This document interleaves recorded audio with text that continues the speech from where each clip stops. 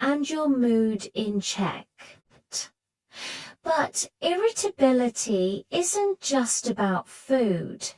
It's also deeply connected to our mental and emotional state. Chronic stress is a huge factor. When you're constantly in fight or flight mode, your nervous system is on high alert, your patience wears thin, and your tolerance for frustration plummets. It's like your emotional reserves are completely depleted. This is where mindfulness and stress management techniques become so important. It's not about eliminating stress entirely, that's impossible. It's about learning how to respond to it. Simple practices like deep breathing exercises can instantly calm your nervous system. Just taking 5 minutes to focus on your breath can shift you from a reactive, irritable state to a more calm and centered one. Regular exercise is another powerful tool. It helps burn off excess cortisol and releases endorphins, which are natural mood boosters. Whether it's a brisk walk, a yoga class, or dancing in your living room, moving your body is one of the best things you can do for your mind. Let's look at how fatigue and irritability often go hand in hand. They're like a feedback loop. When you're tired, you have less emotional resilience, making you more prone to irritability. And when you're stressed and irritable, it can be incredibly difficult to get good quality sleep, which then leads to more fatigue. It's a vicious cycle.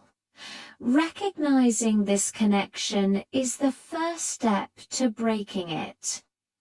So, if you find yourself feeling constantly on edge, ask yourself, am I also exhausted?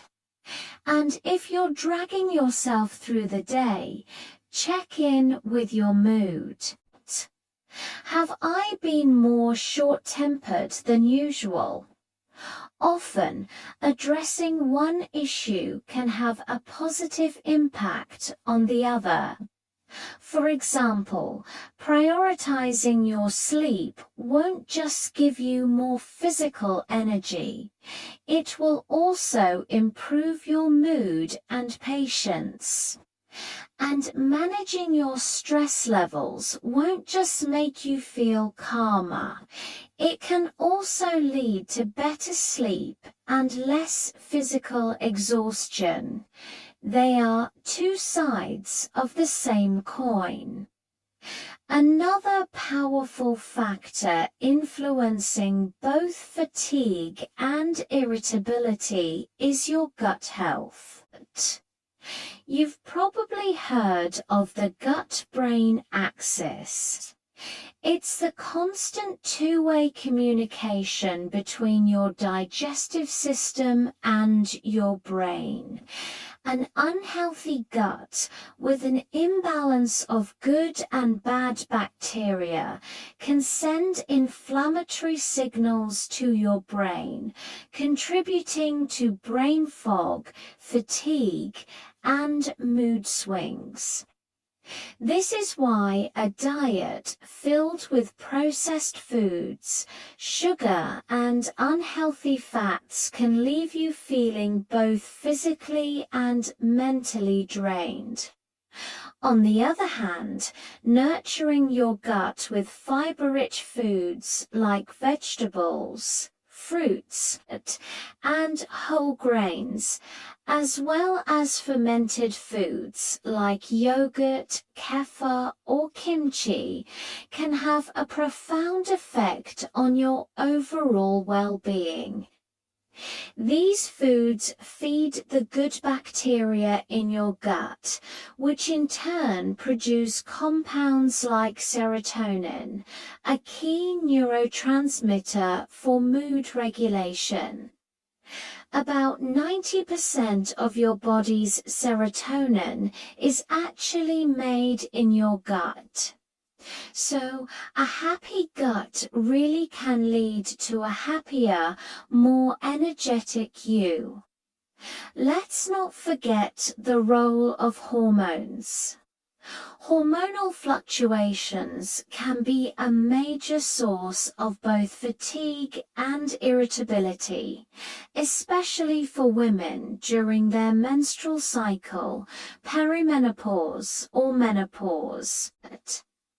But it's not just about female hormones.